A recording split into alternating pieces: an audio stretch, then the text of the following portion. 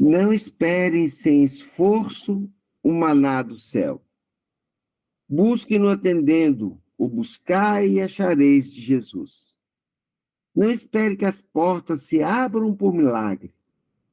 Batam, atendendo o batei e abracear-vos-á do Mestre. Computem a humildade com a sabedoria, o amor com a razão, que vencerão todos os obstáculos e alcançarão todos os ideais que a fraternidade bafejar e o amor esplendecear como guia. A gente parou nesse pedacinho aí, a gente ficou, a Diva só falando sobre humildade, né? A gente foi conversando sobre humildade. E ela fala com muita alegria aqui, né? Coloca a humildade com sabedoria, não é aquela humildade, não é serviçal. A humildade é servir, né? Mas não é serviçal. Ela é humilde e firme, é amorosa, né? O amor com a razão. É mais complicado, né? O amor com a razão, né? Que vencerão todos os obstáculos. Também, quando a gente atingir essa sabedoria, eu acho que não haverá mais, realmente, não haverá obstáculo. Continuando. Não atormentem os corações com posições de mando, nem com conforto em demasia. Lutem dentro de si com essas armas e conquistem por esforço próprio tudo o que for bom, o mundo do próprio eu. Gente, imagina conquistar o próprio eu, né? Que é o ego, né? Você vencer o ego. A Janine está aí depois, pode nos ajudar também, né? Terminando, Pai Francisco levantou-se e logo foi cercado por alguns frades, que o abraçaram e beijaram suas crespas mãos, e por outros que queriam, pelo menos, tocar sua surrada túnica. Flores eram divididas entre os presentes, e o perfume das rosas ressentia no ambiente. Enfermos de todas as procedências enfileiravam-se, esperando a sua vez, confiantes na paciência do velho discípulo do Cristo, que não os deixaria famintos da sua palavra consoladora. A madrugada já estava despedindo as estrelas que faiscavam no infinito, já perdendo o brilho. O sol, no seu carro de ouro, ansiava por espreender um novo dia. Os discípulos de Pai Francisco se movimentavam de lado, trocando impressões no reencontro fraterno de velhos amigos.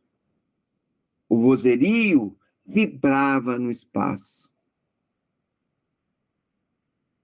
A luz da pátria italiana, como que esperando ordens do mundo da verdade, para que pudesse cumprir a vontade do Senhor.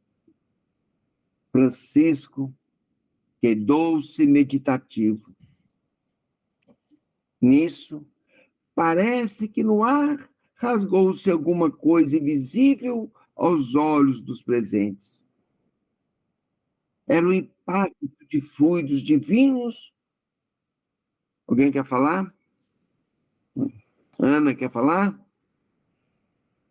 Acho que não, né? Então, deixa eu só fazer um comentário, já que só uma parada aqui. Quando ele fala aqui, né, a luz da pátria italiana, né, como se esperando ordens do mundo da verdade. E eu me lembrei no começo desse livro, quando Francisco de Assis, né, ali no mundo maior, no começo do livro, ele como o João evangelista ainda, ele, né, nos planos acima, estudando onde que seria a reencarnação dele. E aí eles decidiram ali na Itália, em Assis. E na história, ele retorna sem que o espírito responsável pela cidade de Assis soubesse da vinda dele, ele observou toda ali a região, isso aqui na história, né, ele conta isso. E aí depois já vai organizando lá com os espíritos que o acompanham, e aí teve a reunião, né? Então eu só estou lembrando aqui no começo, quando ele marca uma reunião com vários espíritos responsáveis por cidades aqui no plano físico, né? Então estava ali o da cidade de Assis. E segundo o livro, o espírito responsável pela cidade nem sabia ainda, né? O Francisco, ele não tinha contado ainda. Então, na história, tem um início com Apolônio de Tiana, muito bonito, a maneira como acontece. E aí, o Francisco fala da vinda e todo mundo fica muito emocionado, né? Todo o trabalho que ia acontecer, profundamente ligado diretamente do Cristo. E aí ele fala assim: e eu vou reencarnar na cidade de Assis. Aí na história fala que o espírito responsável, ele ficou tão, quase que ele se levanta e grita de felicidade, sabe? E a gente vai vendo aquele contando toda a movimentação espiritual, como que Assis se torna um pilar espiritual do mundo, né, com essa ligação franciscana, onde sempre se lembra dessas. E para o espírito responsável por um lugar desse, deve ser algo maravilhoso, né? Vir um espírito do quilate de Francisco, diretamente ali ao Cristo, chegando. E agora a gente vendo quase que esse coroar da missão dele, chegando próximo da formatura, né? Onde vai retornar para o mundo maior, o, o, o local como fica impregnado. Então era isso que eu queria a comentar. E acontece isso em locais como Fátima, em alguns locais do mundo que se torna tão ancorado em um certo pilar espiritual. Que Esse, bem. esse movimento, Ismael, eu participo de outro grupo aqui, no trabalho com os arcturianos, né? E eles têm, conforme a quantidade de pessoas que vão participando dos encontros, eles estão criando. Assim, foi criada mais uma oportunidade de ser criada uma cidade de luz, que eles falam, né? Quando se tem tantas pessoas que podem se reunir presencialmente e tal. E tem sido criadas em várias cidades no Brasil. Eles estão nesse movimento todo no Brasil. A gente não tem muita consciência, mas os grupos têm se tornado tão, né? A gente tem feito esse trabalho aqui diariamente também. A gente vai criando, né? Também esses pilares aí, com certeza, nas nossas casas, né? A gente já tem aqui a nossa egrégora desse trabalho.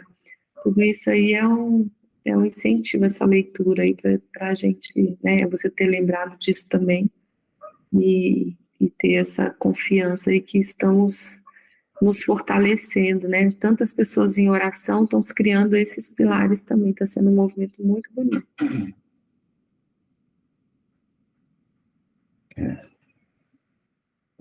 Somos muito privilegiados. A luz da pátria italiana, como que esperando ordens do mundo da verdade, para que pudesse cumprir a vontade do Senhor.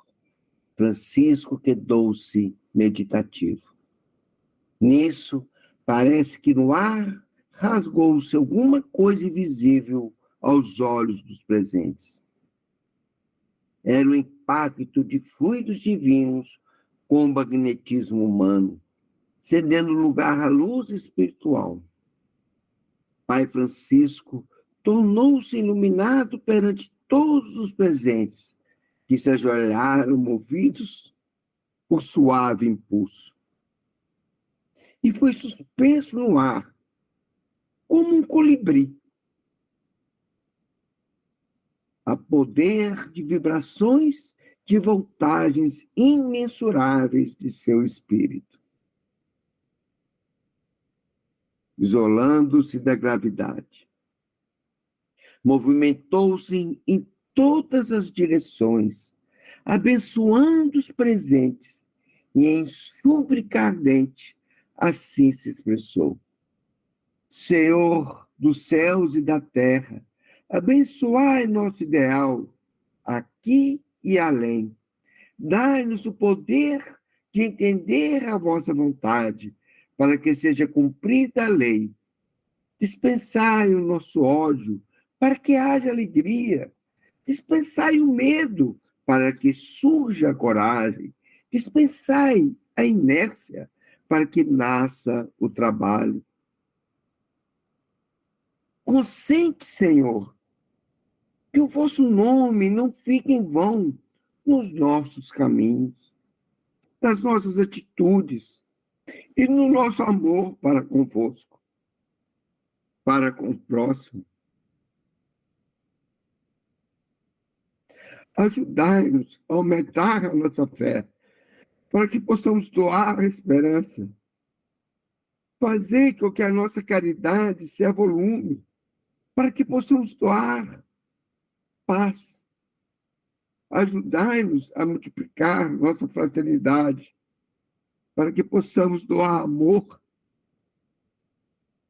E que, ao sairmos daqui, sejamos interligados pela luz onde brilham as estrelas, ainda que distantes uma das outras.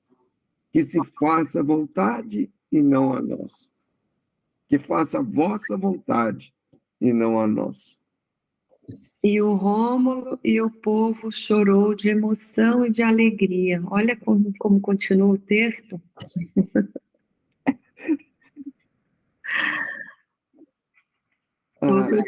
Vou continuar aqui para você chorar. Por favor. Esse é o livro que a gente chora, né? Só rapidinho, antes de dar um tempo aí para ele enxugar as lágrimas. Esse encerramento dessa pequena fala, né, de Francisco, né? Porque eu me lembrei lá no início, quando a gente começou, foi que ele fala da humildade, né? É exatamente essa humildade, né? A gente tem o hábito de colocar a humildade muito relacionado à submissão, a se colocar abaixo dos outros e não se importar com isso. E assim, eu não vejo exatamente assim. A humildade é justamente nisso, saber que existe uma coisa muito maior do que nós e que a gente não tem que se preocupar se ela está certa ou não. É simplesmente deixar fluir a vontade dele. E a gente está ali fazendo o nosso papel. Então, a humildade, na verdade, né, eu vejo, não é com um sentimento para a gente se minimizar, se fazer menor do que é, mas não deixar que a soberba alimente os nossos pensamentos. É sermos simplesmente quem nós somos. Ser humildes é aceitar que nós somos parte de tudo isso que existe no universo, com naturalidade, sem achar de mais nem de menos. Simplesmente somos o que somos, criações, filhos e parte de Deus. Com uma grande oportunidade de servir. Gente, deixa eu contar uma história para vocês. A minha netinha, sempre quando ela chega aqui, ela faz bu, bu, vovó, que é para a gente se assustar e interagir, né? É uma forma de interação, né? Você vai, ai meu Deus do céu! Aí ela já acha o máximo, eu caio no sofá, meu Deus, que susto! E aí agora ela sempre subia ali, tem a imagem de Francisco, na hora que sobe ela fala, bu, Francisco! E aí quando dobra assim a escada, aí tem um Buda em cima do armário que dá para ver pela fresta da escada. Aí ela fala, oi Buda, oi Maria. E na hora que sobe, toda vez ela fala, Bu, Francisco. Eu falo, gente, eu falei, ele deve se assustar lá. Ele vai morrer de rir e brincar com ela. Com certeza ele cai em cima de uma nuvem lá, assim. Aí o Silvio está falando da humildade, da simplicidade, eu falo, gente, e eles são assim, né? Eles são essa simplicidade, assim, para ela ter essa liberdade de assim. Continua aí, querido. E o povo chorou de emoção e de alegria. O arauto do evangelho desceu devagarinho e firmou os pés no piso da igreja, parecendo recordar a casa de Deus em Éfeso, na despedida de João Evangelista. Os frades abriram alas e o cantor da Boa Nova de Jesus andou com passos firmes, tocando aqui e ali, doentes de todos os tipos. Muletas caíram para os lados e os louvores a Deus ressoaram nos espaços da Casa Santa. Cegos voltaram a ver. Doenças de pele foram curadas no momento. Cáteres e mais cáteres foram esvaziados. Pernas atrofiadas foram reconstituídas e os mudos falaram e pularam de alegria. Pai Francisco viu que Cristo viu o Cristo tomar a sua garganta, falando aos filhos do Calvário, segurando suas mãos para os toques dos enfermos. Os seus nervos vibraram nos terminais diversos, com fios de alta tensão. Seu crânio parecia uma usina, e seus olhos eram lentes poderosos que tudo viam, sem que a matéria pudesse interromper. Fluidos e mais fluidos foram atraídos pelo Cristo e distribuídos pela mente de Francisco com a ajuda do Senhor. O sol já beijava aceso, como que evidenciando a presença de Jesus naquela comunidade. Ali estava, na verdade, confirmando o princípio de todas as coisas da terra, verdade por ele mesmo revelada, quando nela habitou ao afirmar: antes que a terra fosse, eu era. Este era o fundamento da vida do planeta pelas mãos de Deus. Quando o pai Francisco... Rômulo, deixa eu só fazer um comentário, uma ligação de uma parte, claro, né, com as suas devidas escalas, com relação ao nosso trabalho. Quando aqui fala, né, Francisco profundamente ligado naquela unificação com o Cristo, aquela movimentação energética, e aqui fala: fluidos e mais fluidos foram atraídos pelo Cristo e distribuídos pela mente de Francisco com a ajuda do Senhor. Que bonito, né? Ali ele, como instrumento da paz, como o instrumento das energias do Cristo manipulando. Então, Cristo trazendo energias. Imagina essas energias, vem energias do sol, vem energias do cosmos, energias da terra, da natureza, de sítios vibratórios, nos cantos inimagináveis. E ali o Francisco, como um transformador, como um dinamizador para esse plano, né? Então, fluidos e mais fluidos foram atraídos pelo Cristo e distribuídos pela mente de Francisco, né? Então, ali mostrando essa transformação. E é um papel aqui, né, nesse grupo, é cada vez mais se ligar com o mundo maior, com essas fontes cada vez mais puras, e sermos instrumentos aqui para esse plano nos trabalhos que o Mundo Maior tem feito de cura, né, nos trabalhos espirituais que estão sendo desenvolvidos. Então, é isso que eu queria aqui compartilhar. Gratidão. Quando o pai Francisco descia da sua levitação, tocou um frade virtuoso, cujos trabalhos na França, onde dirigia uma comunidade da ordem, muito impressionaram a Francisco. Seu lema era o trabalho, e a consolação de si a todos os outros era dignificada pelo labor honesto. E ao tocar o ombro de Frei Leopoldo,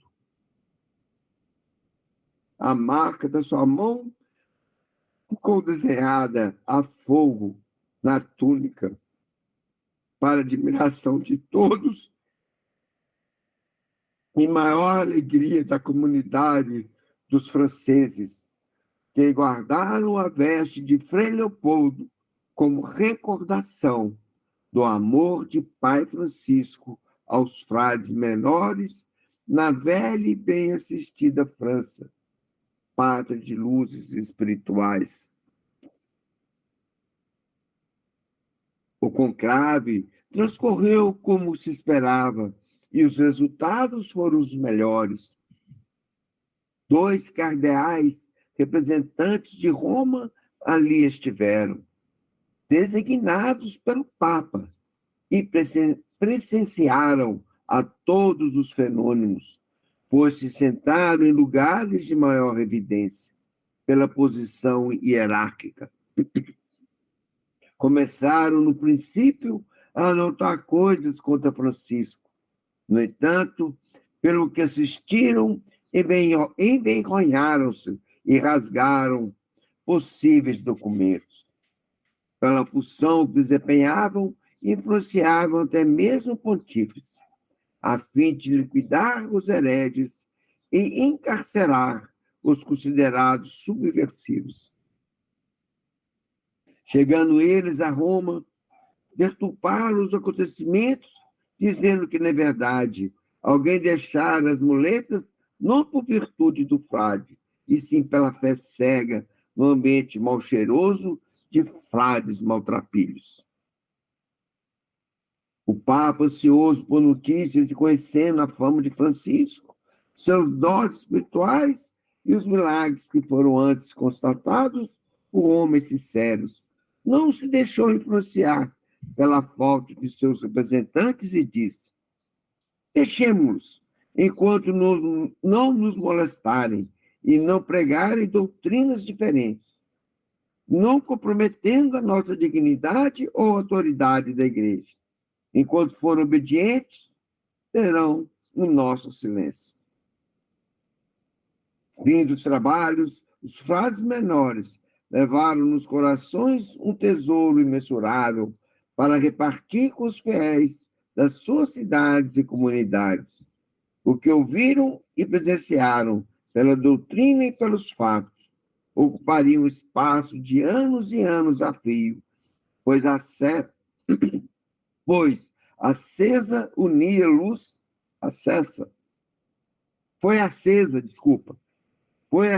unia luz inextinguível em muitos corações para dissipar as trevas formadas pelas cruzadas. O terror das sombras.